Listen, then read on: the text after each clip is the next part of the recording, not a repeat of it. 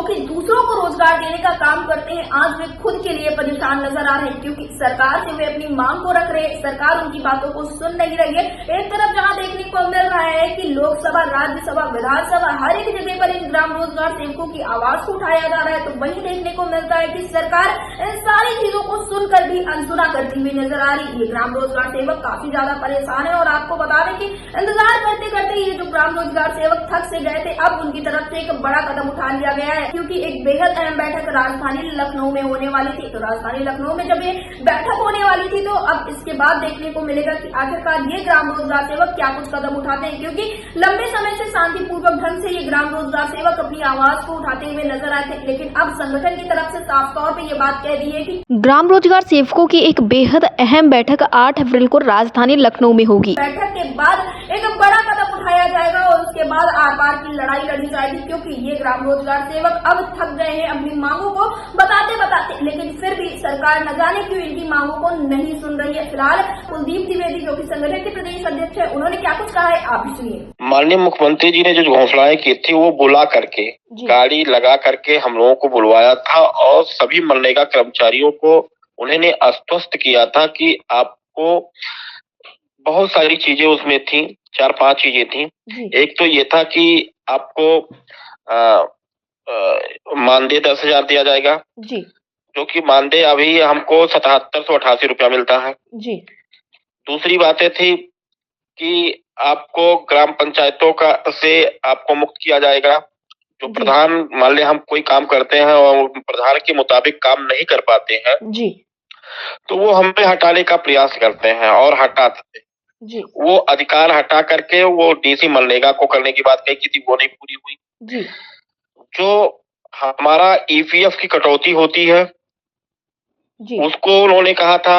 अभी उत्तर प्रदेश में बहुत से ऐसे जगह है और जनपद है, ब्लॉक है कि जहां तक ईपीएफ पूरी तरह से अभी उनके खाते में नहीं गया है। ये कई 4-5 मुद्दे थे, लेकिन एक भी पूरी नहीं हुई। और उन्होंने मानव संसाधन नीति बनाने की बात कही थी, आज तक नहीं। आज फाइल कहाँ लटकी हुई है भगवान जाने, पता नहीं चलता है। मुख्यमंत्री जी कोई चीज कहते हैं तो वो पूरी हो जाती है, लेकिन मुख्यमंत्री जी इस समय अब फेल नजर आ रहे हैं। जी, अधिकारी उनको गुमराह कर रहे हैं। जी, इसलिए जो हम लोगों की मांगे हैं, कंटीजेंसी की बात है। अब हमें कंटीजेंसी की बात कही जा रही है। आज हम पूरे प्रदेश में 8 महीने से लेकर के 12 महीने तक मानदेय लोगों का बकाया है। दीपावली, होली के पर्व तक मानदेय नहीं दिया गया। ये बहुत ही दुर्भाग्यपूर्ण है। ऐसी सरकार, जो कि हम लोग सरकार के अंग हैं, छोटी मोटी जो भी योजनाएं, चाहे वो राज्य की हो चाहे केंद्र की हो, वो योजनाएं आती हैं। कोरोना काल में हम लोगों ने रोजगार देने का काम किया। उसके बाद रोजगार दिया, बिना परवाह किए हुए, अपनी जान की परवाह करते हुए हमारे साथ कई साथी मर भी गए कोरोना काल में। माननीय मुख्यमंत्री जी ने एक आदेश दिया था कि कोरोना काल में मृत्यु हुई है तो उनको वो दिया जाएगा, उनके स्थान पर नौकरी दी जाएगी। वो नहीं किया। फिर एक आदेश हुआ कि कोरोना काल के अलावा अगर कोई रोजगार सेवक की मृत्यु होती है तो संविदा के आधार पर भी उसको रोजगार सेवक की नियुक्ति की जाएगी। वो भी नहीं हो रहा है। ये केवल वो है, घोषणा है, कोई काम नहीं हो रहा है। रोजगार सेवक पूरी तरह से टूट चुका है और बीबीजी राम जी योजना जो आई है वो पूरी तरह से फ्लॉप है। वो पूरी तरह से ये मनरेगा को फेल करने की पूरी प्लानिंग है कि इस मनरेगा को हम ऐसे नहीं हटा सकते, तो बीबीजी राम योजना ला करके इसको खत्म करने की बात कही जा रही है। सीधी सी बात है। जी कुलदीप जी, एक चीज और देखने को मिल रही थी कि जिस वक्त पर यह कार्यक्रम हुआ था उसी दौरान देखने को मिला था कि ग्राम विकास विभाग जो था उसको कहा गया था कि एचआर पॉलिसी लाई जाएगी और इसके तहत 24 आकस्मिक और 12 चिकित्सीय अवकाश भी मिलेंगे। तो क्या ये व्यवस्था लागू, क्योंकि मानदेय की बात तो अलग है, लेकिन ये व्यवस्था क्या लागू हो पाई है? वही मानव संसाधन नीति है, वही बात मैंने आपसे कहा कि उन्होंने कहा था कि हम लागू करेंगे। अभी फाइल क्यों लटकी हुई है, किस अधर में है, किस आसमान में है ये फाइल भगवान जाने।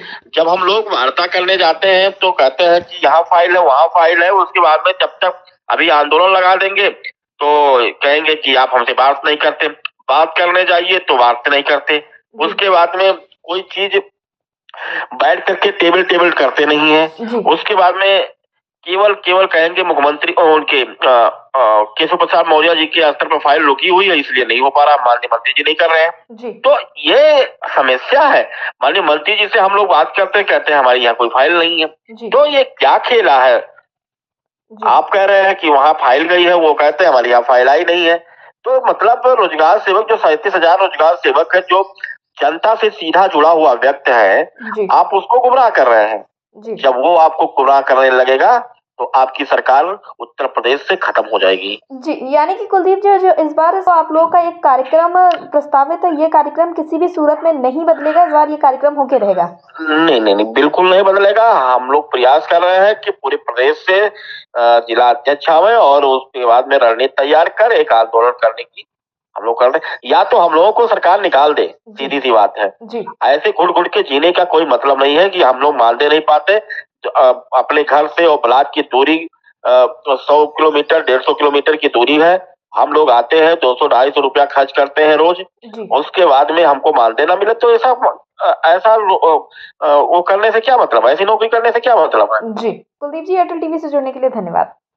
धन्यवाद मैडम आपका।